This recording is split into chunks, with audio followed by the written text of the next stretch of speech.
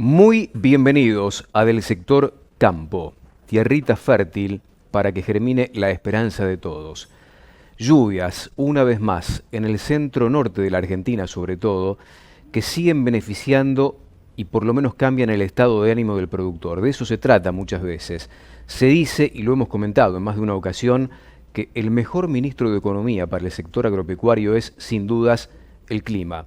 Y venía siendo errática la situación porque en algunos lugares, sobre todo donde está lloviendo en estos últimos días, se venía atravesando una de las peores sequías de las últimas décadas, con consecuencias concretas que habían determinado, para analizar un poco la cuestión de los mercados, que siempre está afectado por lo climático, una suba de precios importante en las commodities, más allá de la enorme evolución de la demanda china que explica buena parte de lo que está pasando con los mercados. Bueno, a partir de las lluvias en el hemisferio sur, y pensando en Brasil básicamente, que es un enorme proveedor y que se ha convertido en los últimos años en el principal productor de soja del mundo, ha aparecido una demanda mucho más tranquila que recortó los precios. Claro, porque la expectativa es una mejor campaña. Se va corriendo esa posibilidad del año niña que tenía la Argentina y Brasil fundamentalmente, y nos da la posibilidad, la expectativa por lo menos, la chance de pensar y proyectar de una campaña como la que amerita una siembra estimada en más de 17 millones de hectáreas para la soja. Y también influye en las decisiones de los productores, por ejemplo, aquel que produce una invernada, un novillo terminado, con destino a la industria frigorífica exportadora, está limitando esa oferta. Es decir, no vende si no necesita, porque después la pregunta es, ¿qué hago con esos pesos? Con una invernada que también está caliente y picante en esta etapa final del año. Esto se trasladó a precio. Menor oferta, un mercado libre de oferta y demanda, como es el mercado ganadero, indica lo que estamos viendo y lo que también está advirtiendo y toma nota con ello el Estado argentino, que es la evolución de la carne en los mostradores y en las góndolas. Por eso el Estado, a través de distintos funcionarios como los de la Secretaría de Comercio, tratan de establecer alianzas, en este caso, para limitar el impacto del precio de la carne en los mostradores con precios cuidados en algún momento, carne para todos ahora, y tratando de establecer una alianza con los frigoríficos exportadores para volcar parrillero a precios accesibles de cara a las fiestas de fin de año. Del sector campo, que empieza con los títulos, como de costumbre, que nos trae Malena de los Ríos.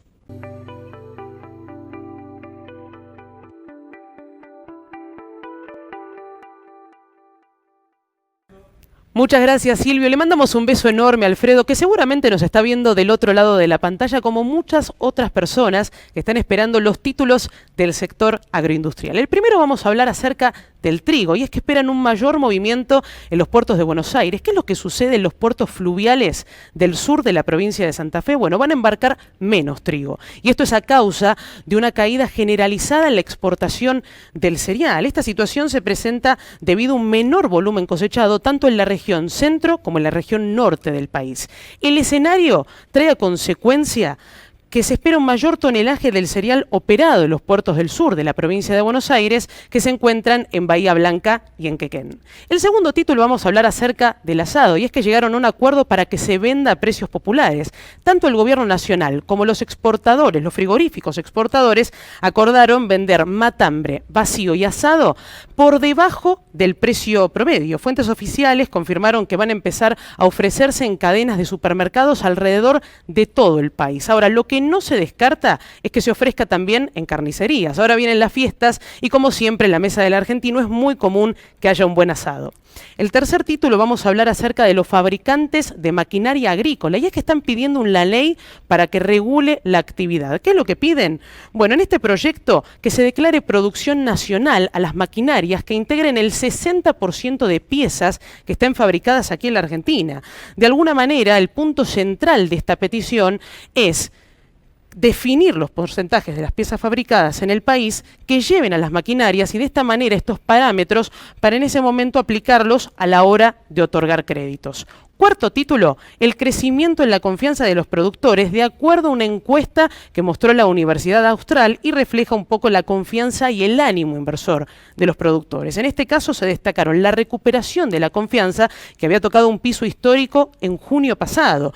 En concreto se muestra un crecimiento del 13% con respecto a la medición previa y de un 21% en relación al año pasado. ¿Qué es lo que dicen los productores?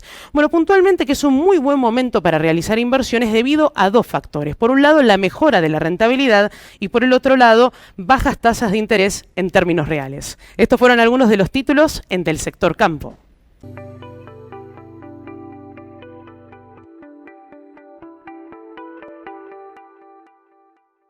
Y en Del Sector Campo, el placer de conversar con Carlos Castellani, presidente de Apache, esta fábrica de maquinaria agrícola que está ubicada en Las Parejas, en el sur de la provincia de Santa Fe. ¿Cómo le va, Carlos? ¿Qué tal? Bien, un gusto charlar con ustedes. ¿Cómo fue el mercado durante este 2020, Carlos, de sembradoras?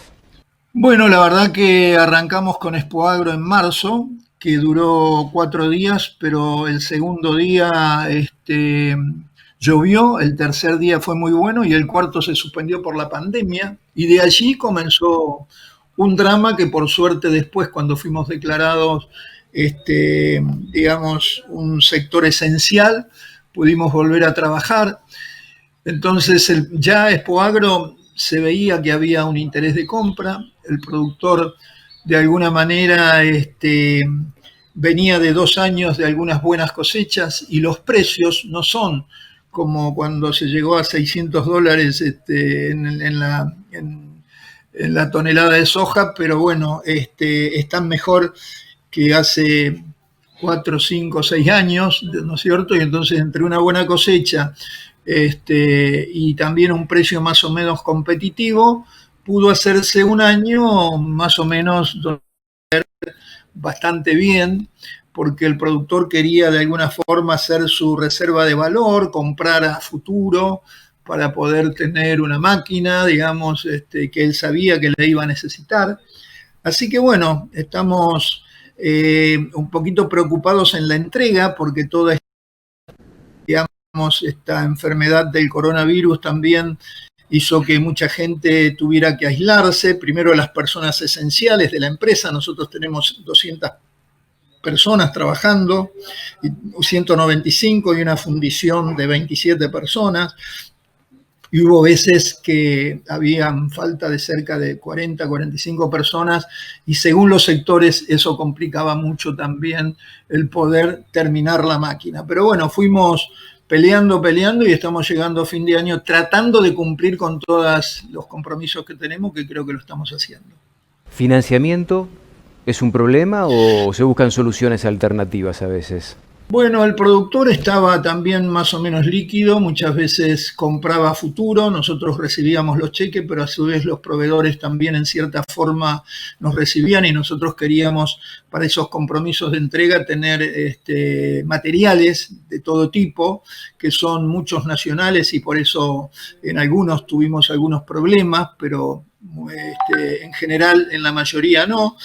Y también hubo de los bancos financiamientos también, donde el productor también de alguna forma a 4 años de plazo, a 3 años de plazo, fue de alguna manera también, y también nosotros hemos hecho canjes por cereal que después vendíamos, que era el producto que tenía el productor.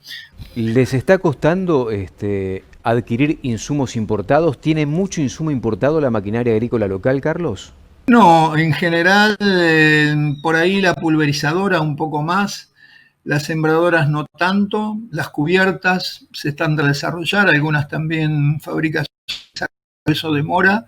Mientras tanto, hubo algunas demoras en eso, en el permiso de importar, pero hasta ahora se pudo ir cubriendo. Y en general casi todas las materias primas, bueno, hay fábricas, como yo decía, de agropartes que nos proveen de muchos de esos insumos. Siderar tiene la producción de chapa también, que es lo que nosotros más consumimos.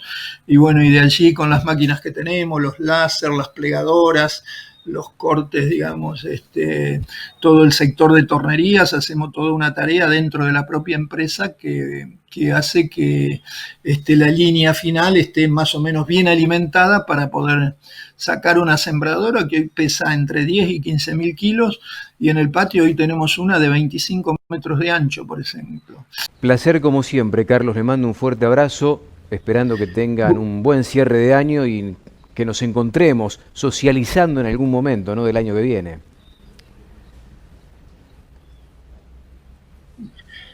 No lo pude ver bien, pero poca señal, y bueno, le agradezco, sé que se estaba despidiendo, le agradezco bueno, que me hayan consultado, espero también para ustedes que realmente tengamos un 2021 que necesitamos mejor, digamos, y que podamos estar todos, y bueno, y yo a su disposición, y le agradezco mucho ese trabajo, Carlos, que hacen ustedes. Igualmente. Carlos Castellani, de Apache, en Del Sector Campo.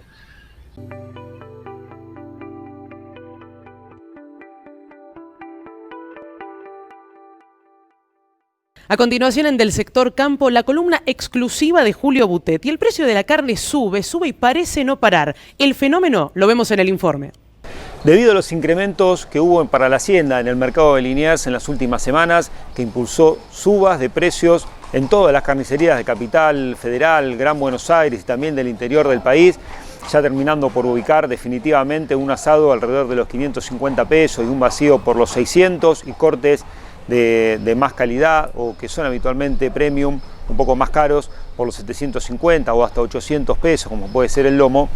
Se decidió por implementar definitivamente la iniciativa Carne para Todos, en principio de la mano del consorcio ABC, pero se adelanta ya para los próximos días la iniciativa de Frigorífico Pilar, abierto recientemente, que va a sacar unas 250 toneladas mensuales de carne con valores diferenciales.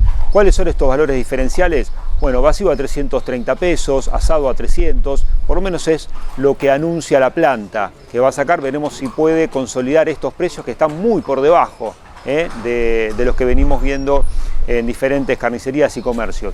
Va a haber picada también a 240 pesos, bife ancho a 270, falda a 250, paleta a 290 y también, por otra parte, algunos cortes de cerdo como pechito o carré a 250 pesos. Además, esta iniciativa que se va a desarrollar con un puesto en el mismo frigorífico y también con camiones deambulando por diferentes barrios de Capital Federal y el conurbano bonaerense, se suman cajas cerradas de 5 kilos de diferentes cortes que se van a distribuir en Entre Ríos, Santa Fe, y también va a llegar incluso hasta la zona de Cuyo, para que haya también allí cortes a valores diferenciales para poder encarar estas fiestas con la mesa de los argentinos un poco mejor provista.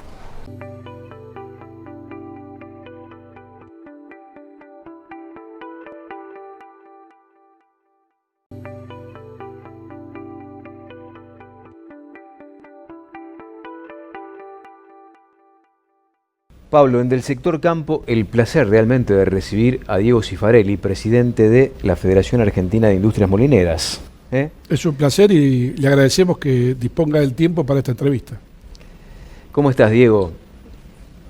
Bien, muchas gracias. No, el agradecido soy yo, que siempre que sea la industria molinera noticia o para contar un poco de lo que tenemos pasión por hacer, para mí es un placer, y bueno, estando con amigos es mucho más placentero todavía. Así que nada, gracias por invitarme. Y una de las noticias es el tema del precio, del techo que tiene el valor de la harina en la Argentina. ¿Están negociando con el gobierno? ¿Están charlando con el Estado argentino? Mira, la verdad es que hemos estado siempre en diálogo con el Estado, sobre todo con la señora secretaria de Comercio. Siempre hemos estado a lo largo de este año, digamos, más allá de que uno no tenga el resultado esperado para sí, eso no implica que no digamos que sí, que estamos permanentemente en contacto. Y bueno, y ahora esperando que se termine este sistema, viendo cuál es la decisión de la Secretaría de Comercio, pero en principio, por resolución, el 31 de enero se terminaría el programa de precios máximos, quedaría solamente el programa de precios cuidados, y estimo que seguramente algo de harinas va a tener, porque como ya lo tiene el programa de precios cuidados, pero bueno, seguramente va a ser un poco más permisible en un sector que claramente no necesita de tener precios máximos porque se lo autoimpone, ¿no? Hoy estamos asistiendo a que el trigo de los 20.000 pesos que tocó de techo allá a fines de octubre y la harina tocó su máximo, pisado como estaba, aún hoy, habiendo bajado un poquito, la harina comienza a decrecer. Es muy sencillo el sistema de oferta y demanda de la molinería. La harina sube cuando el trigo sube y la harina baja cuando el trigo baja. Y yo supongo que debe haber molinos muy grandes, con una economía de escala y una capacidad operativa de molienda diaria más grande. ¿Están en desventaja los chicos y medianos contra esos grandes molinos que tienen un menor costo de producción? No, mira, Pablo, la verdad es que sí, es un sector, es la primera industria nacional en Argentina, un sector que tiene más de 200 años, donde hoy inclusive ves de pie y con muy buena performance, más de 40 empresas que tienen más de 100 años y una de ellas, que está por la quinta generación, tiene más de 175 años, o sea, es más añejo que nuestra Constitución Nacional. Y es un sector muy heterogéneo, donde conviven grandes, chiquitos y medianos, y obviamente es probable que en el impacto del costo fijo por tonelada el grande tenga un diferencial. Pero vos fíjate que yo te estaba hablando que el principal costo de nuestra mercadería es el trigo, y el trigo se lleva el 80%. Entonces, el diferencial que puede tener el grande del chico para hacerse distinto no es tan trascendente como lo es por ahí en otro tipo de productividades. ¿Qué volumen de trigo va a terminar procesando este año la industria molinera en la Argentina y cuál es la proyección con una campaña quizá más acotada para el año que viene, Diego? Mira, afortunadamente nosotros vamos a tener una campaña muy buena. Increíblemente en un año de pandemia otra vez ponemos sobre la mesa la inelasticidad de lo que es el producto harina, ¿no? La harina se consume siempre, se consume en momentos buenos, en momentos malos, en momentos mediocres. Y hoy vamos a tener por la mejor performance de producción.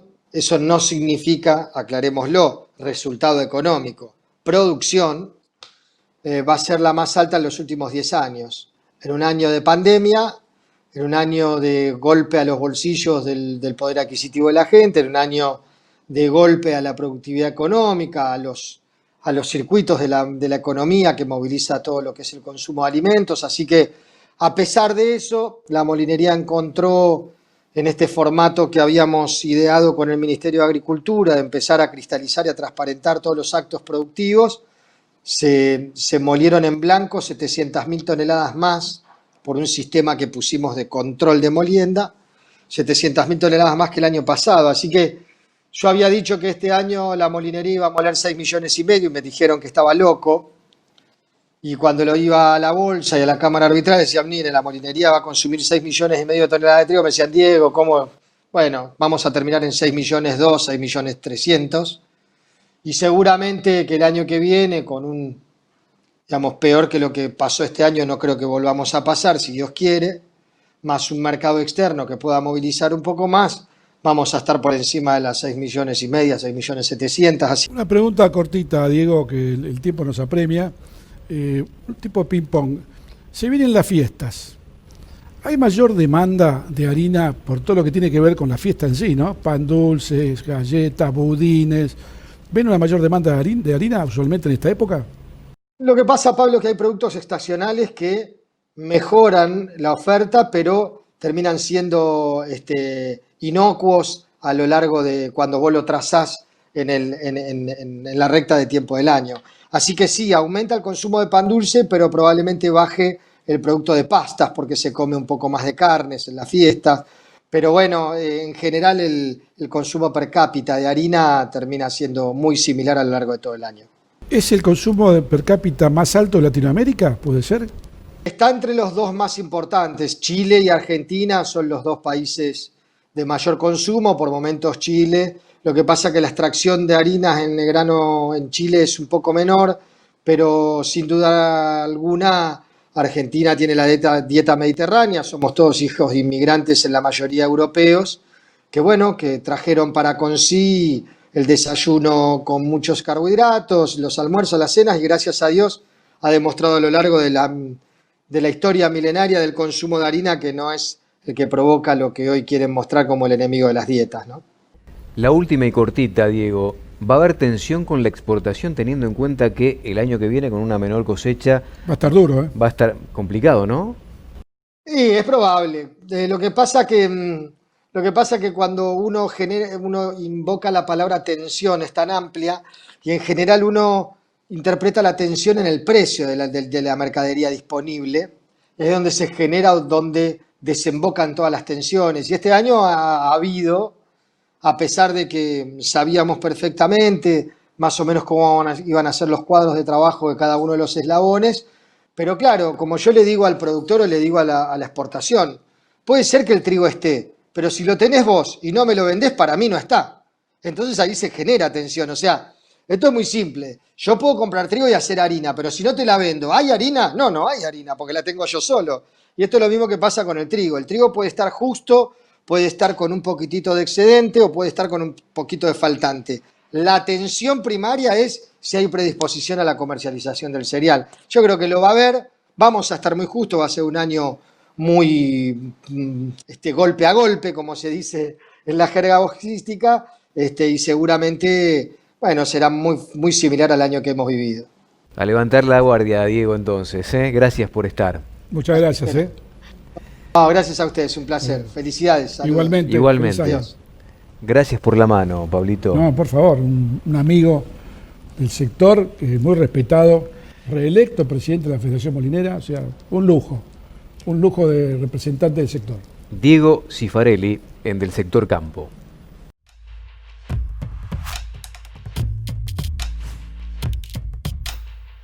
Controlamos minuto en el aire, ganadería en un minuto. Está pasando una cuestión previsible, pero no de la magnitud que está reflejando esta realidad.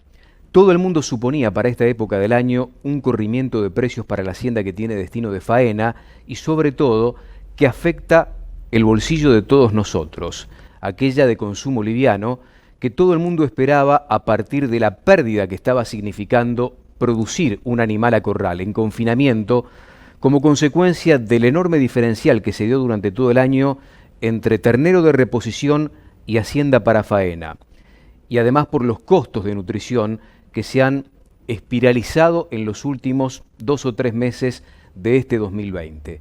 La consecuencia directa está en los mostradores. ¿Cuál es la alternativa que tiene el gobierno para limitar el impacto en bolsillos muy flacos, con una pobreza del 44% para la sociedad argentina? Bueno, carne para todos, que es muy poquitito, apenas 250 toneladas mensuales, a precios muy populares. Y otro tema, la alianza con el consorcio ABC para colocar vacío, asado y matambre a precios muy populares en supermercados.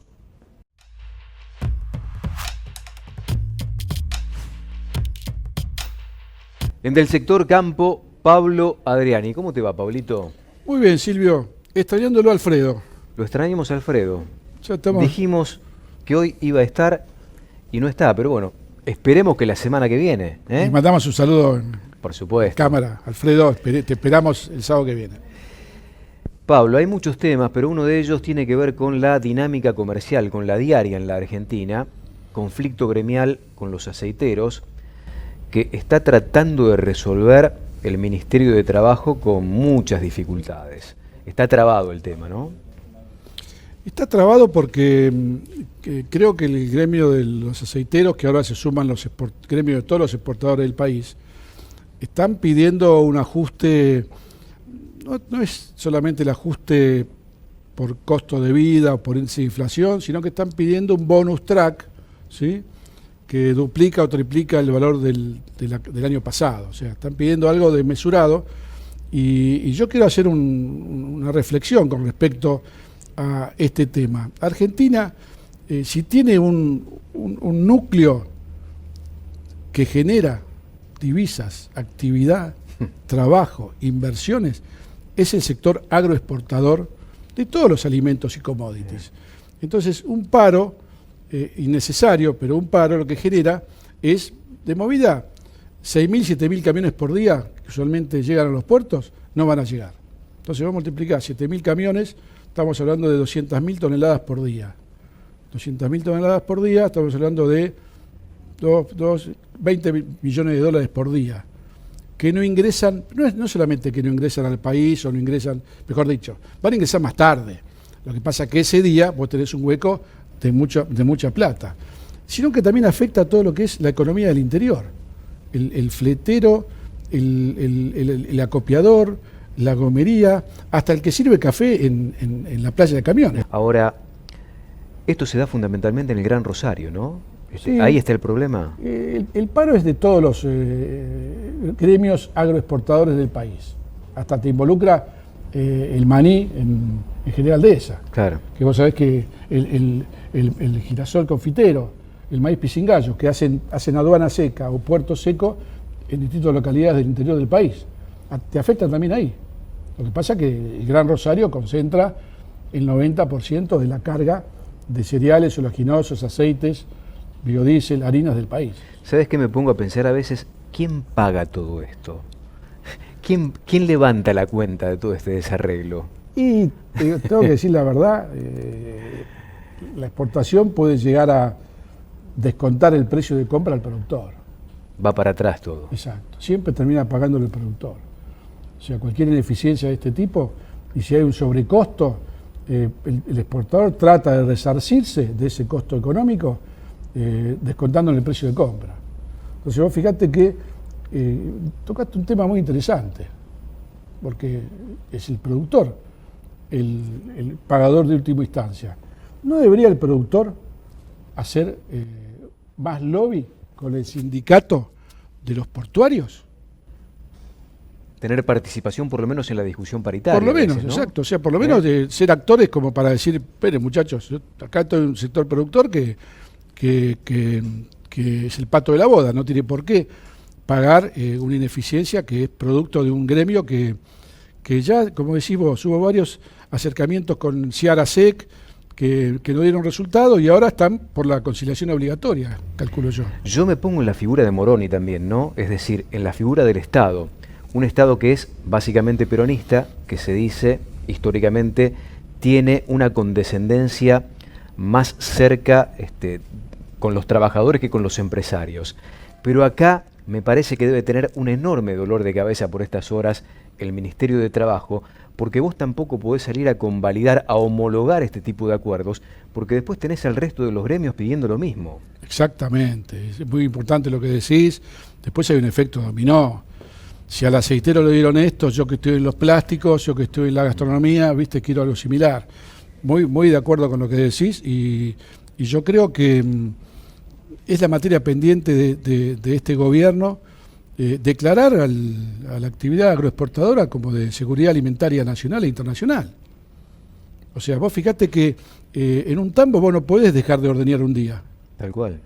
Es así. Entonces esto más o menos como un ejemplo sería así, ¿viste? Vos no podés dejar de ordeñar un día, pues no ordeñás la vaca un día, se produce un problema de la vaca, mastitis, bueno, acá no cargas un día y hay una cadena atrás que tiene pérdidas económicas que a los gremios, por lo que veo, no les interesa, ¿no? Están luchando por un derecho que me parece que no tiene cabida.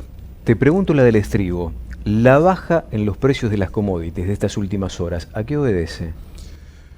Yo creo que la baja fundamentalmente es la soja. Sí. O sea, acá hubo un escenario a principio de semana pasada en donde el feriado del lunes y martes en Argentina hubo pronósticos de lluvias para Brasil y Argentina, y los operadores de Chicago apretaron el botón y dijeron, salgamos corriendo, se viene la lluvia, se viene la baja del mercado, pero la lluvia no fue tal.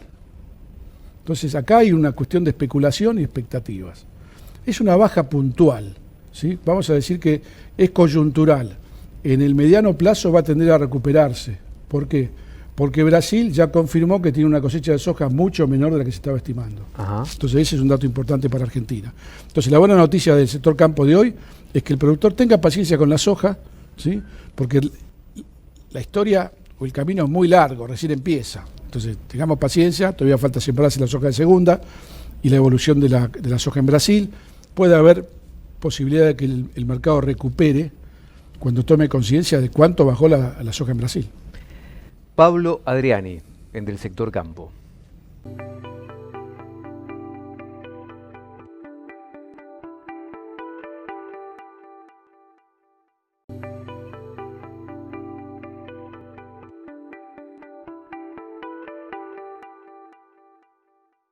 El título hoy es Rabia pareciante, que afecta de tanto en tanto al ganado bovino, sobre todo en el norte de la República Argentina. A continuación, en Del Sector Campo presentamos a Antonio Monteagudo. Lo presenta Zoobet.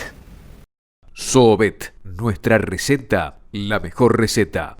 En estos días hemos tenido noticias acerca de casos de rabia pareciante en bovinos en la provincia del Chaco. Estos son temas realmente preocupantes porque tienen que ver con una enfermedad endémica, una enfermedad que se repite año tras año y particularmente en el norte y el nordeste del país. Hay provincias que padecen este mal y se trata obviamente de una enfermedad zoonótica, lo reiteramos, porque puede afectar al ser humano, a las personas. La rabia pareciante o paralítica, como vulgarmente a veces se la reconoce, afecta especialmente, particularmente a los bovinos, a los vacunos, y es producida por el vampiro, por un vampiro, un tipo de vampiro que ataca precisamente al animal. A veces también ocurre con personas y con otras especies, pero cuando lo hace con los bovinos le deja una herida a través de la cual el vampiro lame su sangre. Y luego se puede producir ese contagio. A veces las personas que resultan afectadas son los propios profesionales, médicos veterinarios o aquellos técnicos que se acercan a asistir al animal caído o al animal que realmente ha padecido el ataque. Esto ha sido advertido, obviamente, porque hay un plan del Servicio Nacional de Salud y Calidad Agroalimentaria, el SENASA, y también por las autoridades de cada una de las provincias que tienen adoptados sistemas de control y de alerta. Pero acerca de lo que tenemos que hablar hoy es de la vacunación, de la necesidad imprescindible de respetar el tema de la vacunación por parte de los productores. Ellos deben hacerlo y deben efectuar con vacunas que han sido aprobadas ya por el SENASA. Y la revacunación de los animales primo vacunados entre los 30 y 60 días posteriores a la primera dosis. Esto es clave para evitar los riesgos y, por supuesto, esto que es tan grave, no solamente, claro, en lo económico, sino en la salud. La totalidad del ganado, esto es importante subrayarlo, debe ser revacunada al año. Y esto lo tenemos que consignar porque tiene que ver con la salud animal, insistimos, y también con la humana. En estos días hemos conversado con investigadores del INTA que están trabajando ya desde hace algún tiempo en una nueva vacuna, una vacuna de alta tecnología, de biotecnología, llamada vacuna recombinante. El proyecto está en marcha, ya se han hecho pruebas en ratones y se está avanzando. Seguramente en 2021, 2022, esta nueva vacuna estará a disposición. Pero entre tanto, las disponibles son altamente eficaces y volvemos a insistir, es fundamental insistir en la vacunación de todos los bovinos. El mejor purón del mercado se llama Vaquero. Su exclusiva formulación y concentración hace que con solo 1 mililitro cada 20 kilos de peso se combatan garrapatas, piojos, parásitos internos, mosca de los cuernos y se prevengan bicheras en cualquier época del año. Vaquero es el primer purón aprobado por Senasa para despacho de tropa. Zoobet, nuestra receta, la mejor receta.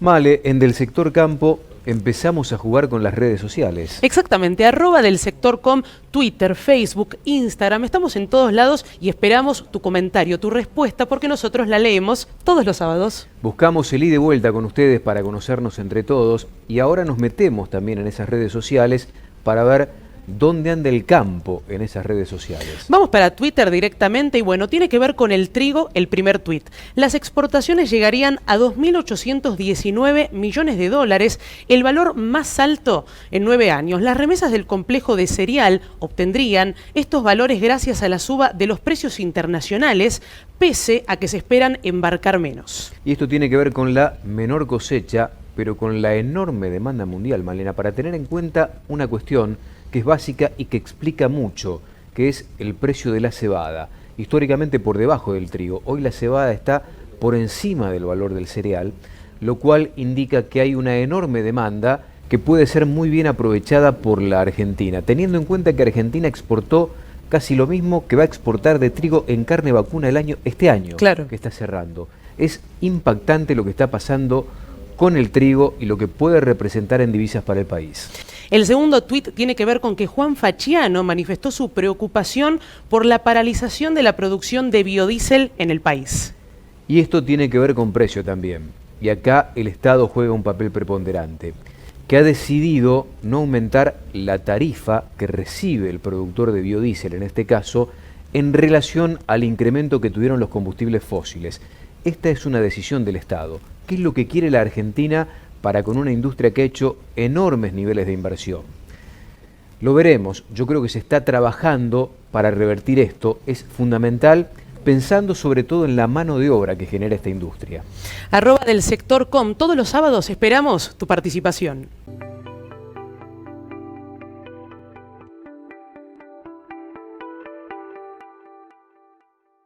Y en Del Sector Campo tenemos el placer de recibir al médico veterinario Federico Santangelo de Agroideas. Fede, querido, ¿cómo te va? Silvio, ¿cómo andás? Todo muy bien, gracias a Dios, todo en orden. Me alegro mucho. Y un día subió la hacienda, y esa hacienda se trasladó al mostrador y a la góndola. ¿Qué reflexión podés hacer de lo primero, de lo iniciático, del valor de la hacienda que tiene destino de faena hoy? Y mira, nosotros veníamos mencionando en nuestros últimos informes que se venía dando un panorama similar a lo que venía ocurriendo 2018-2019 en cuanto a vaciado de feedlot, escasez de hacienda gorda propia para consumo. Por otra parte, en el mes pasado veníamos mencionando una cosa que era prácticamente irreal, que toda la carne valía 200 pesos. Valía 200 pesos la carne de vaca, la conserva, la buena, el novillito, el novillo, el ternero, todo valía 200 pesos y eso es una irrealidad que no se podía dar. Entonces se vino dando una conjunción de factores en el último tiempo que hizo que la carne subiera. A pesar de tener un importante volumen de faena como tuvimos el mes pasado y venimos con récord de faena, es una conjunción de temas que hacen que el precio de la hacienda suba. Uno, la escasez de hacienda de feedlot, que es lo que el Matarife está buscando y abastece las carnicerías locales. Tenés la atracción en parte de la exportación, que descomprime mucho esa oferta abundante de carnes. La devaluación te vino a ayudar y ese tema que liquidamos o no liquidamos todo es otro factor que impacta. Y en contraposición con la crisis económica, pero evidentemente de aprendizaje de todo esto te da que cuando empieza a faltar hacienda destinada al consumo, los precios tienden a subir independientemente del tema de la crisis económica. ¿Y crees que esta suba llegó a un techo? Ah, qué pregunta.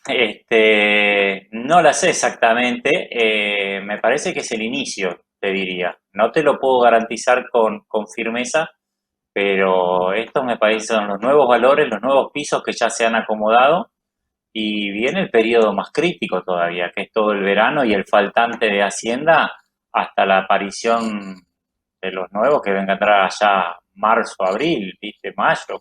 Me parece que estamos recién entrando en un tema, va a depender mucho de cómo venga la oferta, pero para mí estos son pisos y tiene todavía un poco de margen más para subir. Me gustaría saber tu opinión con lo que yo estoy escuchando cada vez con más fuerza, es que parte de la industria exportadora captura hacienda que históricamente tenía destino de consumo. Sí, mirá, está pasando parte de este tema y este es otro de los tantos motivos de lo cual también empieza a traccionar a traccionar el precio de la hacienda. Hoy la exportación está firme, con muy buenos volúmenes. Calcula que han hecho muchas inversiones en los últimos años, aumentando su capacidad de faena, su capacidad de frío. Entonces también tienen que recuperar esa inversión realizada y hoy ya están empezando a pedir y requerir ese novillo de 430, 440 que sirve para exportar. Entonces ya hay una parte de competencia entre este novillo que antes era pura y exclusivamente destinado a la exportación, al consumo, perdón, está siendo también en parte compitiendo con la exportación. La exportación está demandando esta categoría. El año pasado se exportaron unas 840.000 toneladas y todos festejaban en la Argentina, vinculado justamente al sector ganadero. ¿Cuánto crees que se va a terminar exportando al cierre del 2020? Y vamos a estar un poco arriba de las 900.000. Hasta fin de octubre, que eran los últimos datos, estábamos en las 750.000 toneladas. Calcularemos que andaremos arriba de las 900, 920, 930.000 toneladas. Lo cual ha sido una buena noticia para el sector y era una de las grandes preocupaciones que teníamos nosotros allá en marzo, no sé si te acordás cuando hablábamos. ¿Cómo ves el 2021 en materia de exportaciones? ¿Crees que Argentina podrá sostener estos volúmenes de exportación sin resignar stock? A mí el tema del stock, vos sabés lo que pienso bien, que no me importa mucho si es resignando o no el stock. Yo creo que el stock tiene que mejorar mucho la productividad todavía. Así que si sacamos más o menos vacas, no me preocupa. Creo que podemos llegar a mantener este nivel de exportaciones o aún así incrementarlo. Ten en cuenta que este año ha sido muy bueno en términos de exportaciones, pero prácticamente sin jugar con Europa.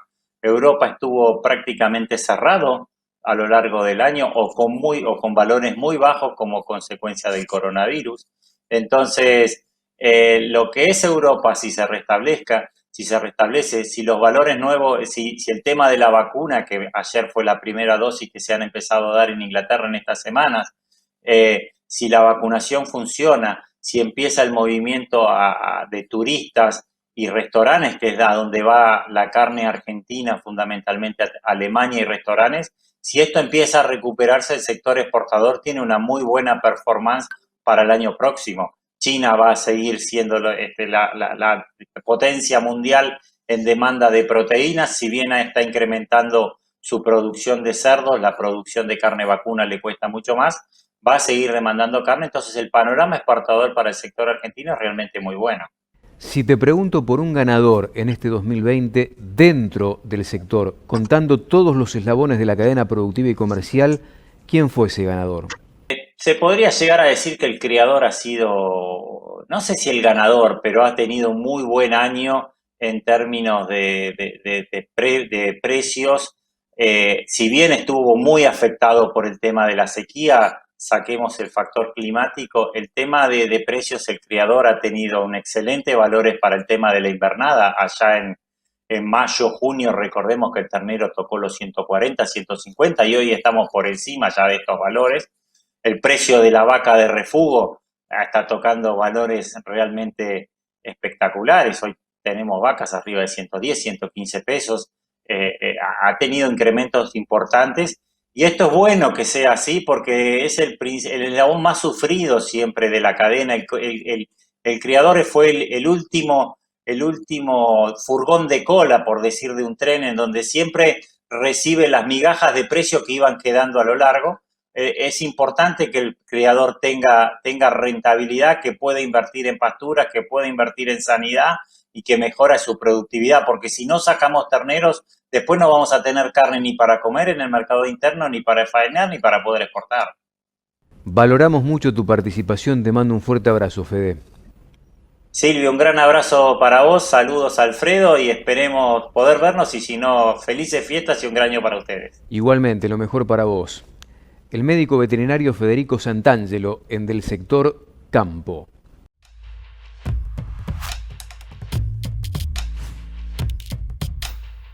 Amigos, esto fue Del Sector Campo. Gracias por la compañía, como de costumbre. Del Sector Com es nuestra vía de comunicación permanente, constante. A través de las redes sociales tratamos de generar el ida y vuelta para que nos conozcamos entre todos, para acortar la brecha campo-ciudad y ser todos una misma cosa. Del Sector Campo. Si Dios quiere, nos reencontramos la próxima semana. Hasta cada momento. Muchas gracias.